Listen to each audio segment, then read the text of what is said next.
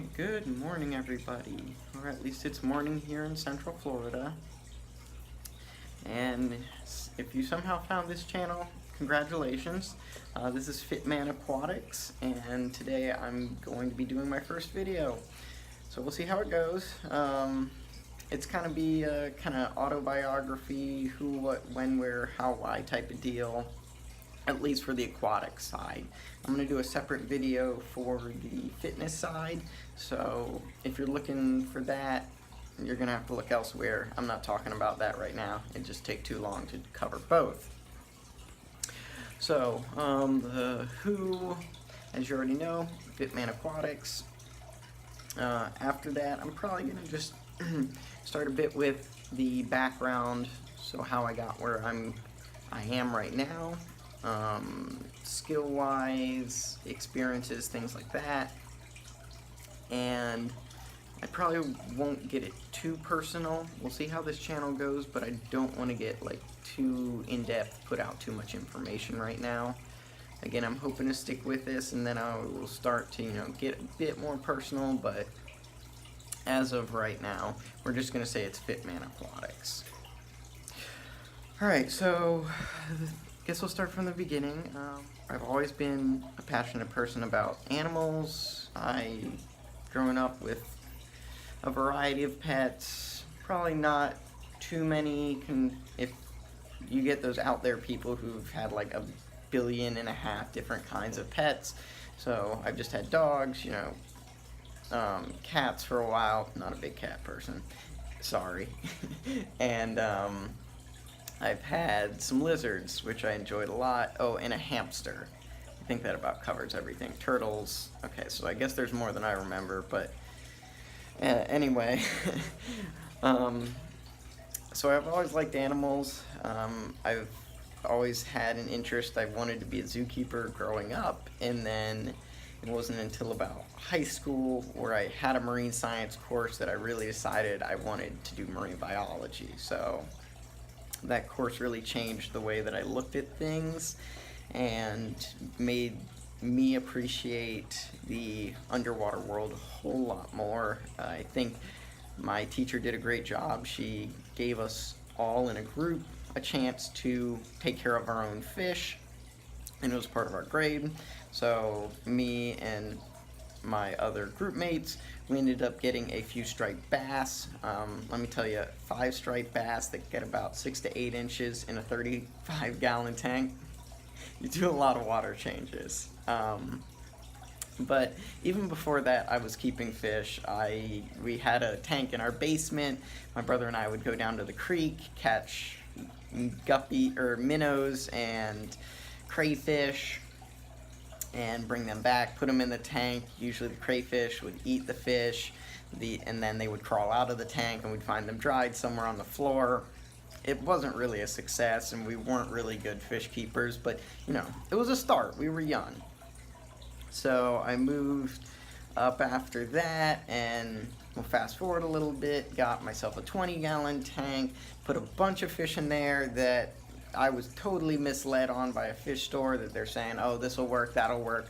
It was like black ghost knife. I got a brackish water flounder. There was a Florida flagfish. Did none of my research, didn't know anything. Internet wasn't really that big back then, or at least I was too young to use it. So, horrible failure. A lot of the fish died. Spent way more money than I should have and didn't know anything, but that's part of this hobby, unfortunately, is things go wrong and you just got to piece it back together, figure out what you did wrong. But as a scientist, I kind of love that. I mean, that's what we do. We learn from our mistakes, we get better for it, and we start over, revise it, the whole spiel.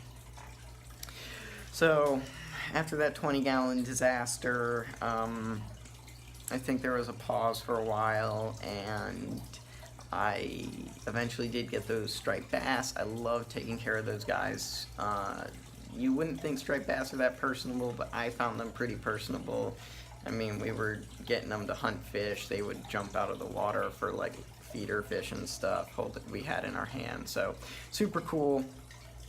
again, we were doing like 75% water changes like every class, which was every single day. So a lot of work, but you know, I learned to love that grind and appreciate it a lot more. So figured out some better ways to do it since then, but you know, we worked with what we had. So while I was doing that class, I somehow managed to get my hands on a 75-gallon tank, set that up.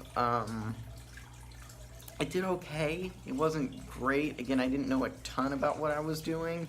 I had done some better work on figuring out what fish go with what.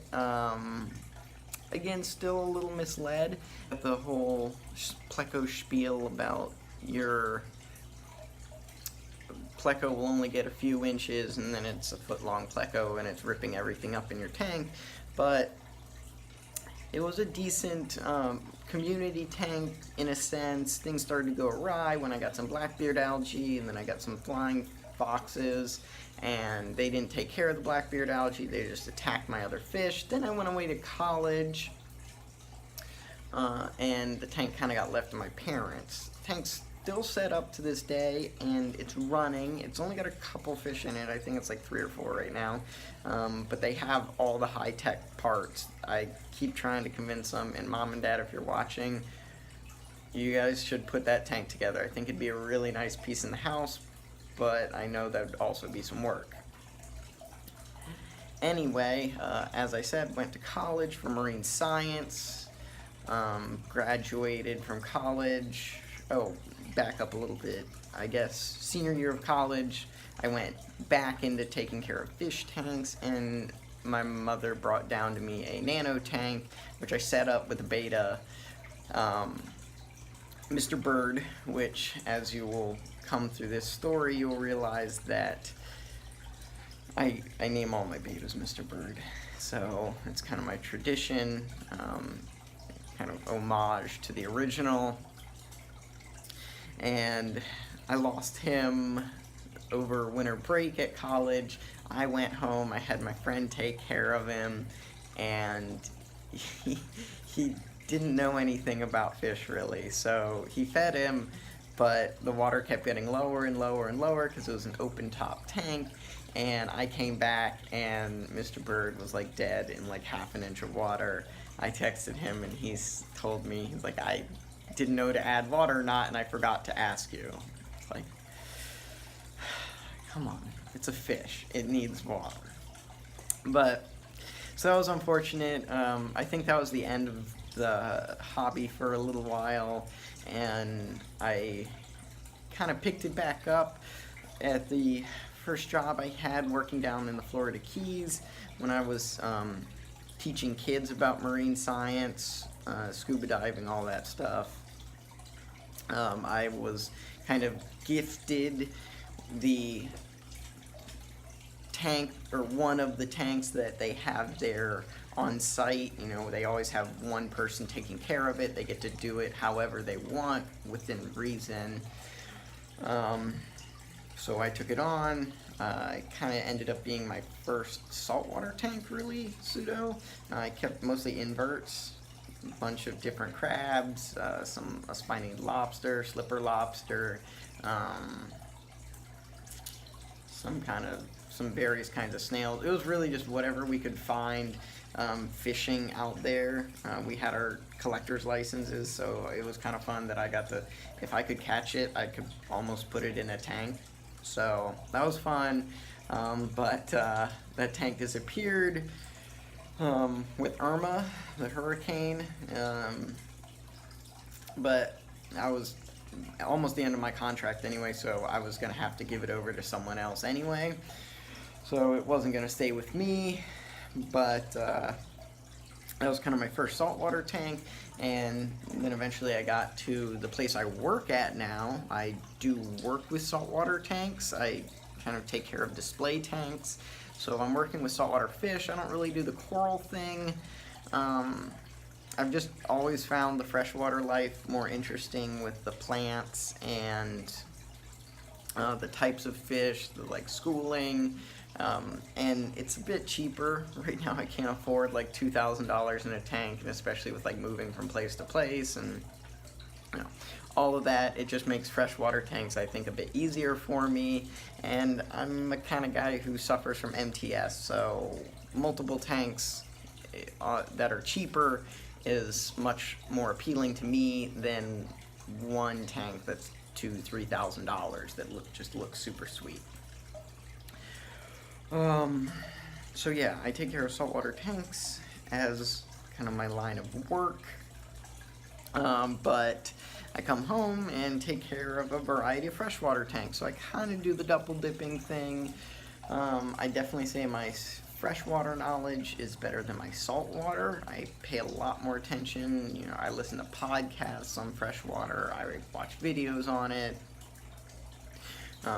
I do know a decent amount about the saltwater aquarium, so if you guys ever need help, please feel free to ask me. I will do my best. If I don't, I'll probably end up looking it up. I'm just that kind of nerd who, if I don't know the answer, I'm gonna go look something up and kind of figure it out for myself, and then hopefully be able to bring it back to you into digestible small pieces. So I think that about covers everything. Right now I'm living in Central Florida, and the place my girlfriend and I just got is, I'm thankful enough to have a fish room here, so I'm hoping it's gonna blow up over the course that we are here, and you guys will get to see some new tanks set up. Right now I've got my 40-gallon that I've just recently set up, almost done. I've got my 10-gallon quarantine tank, which has all the fish in it currently. I'm doing a little jarrarium project, which I'll talk about more. I'm going to do a fish room kind of tour once all the lights come on, so you guys get to see all the tanks, see what I'm doing, what my thoughts are, all that fun information, backstory, yada yada. I got a 3-gallon tank that, again, I'll talk about that later. So the 3-gallon, and I just actually got my first pond, so I'm going to try the whole summer tubbing thing. Now that I live in a place where it's kind of summer year-round, I'm probably going to be more concerned about making sure the water stays cool rather than being too warm, being that it's Central Florida and our summers get pretty hot. But I'm excited to see how that journey goes, so I hope you guys stick along, get to learn some valuable information as I do with summer tubbing and about this whole aquarium hobby as a whole. So hope to see you all in some later videos. I hope that this thing continues. I'm really trying to step out of my comfort zone. That was one of my kind of 2019 goals, and I think this will really put me out of my comfort zone. I'm not a big people person, so I think this will give me an opportunity to kind of push myself a bit more, to be more personable, and do a little bit better on my public speaking. As I'm going through this video, I'm even noticing the pauses, the verbal cues, all that fun stuff. So hopefully this helps you guys and helps me. I look forward to hearing from you, and hopefully you guys see some later videos. Alright, see you later.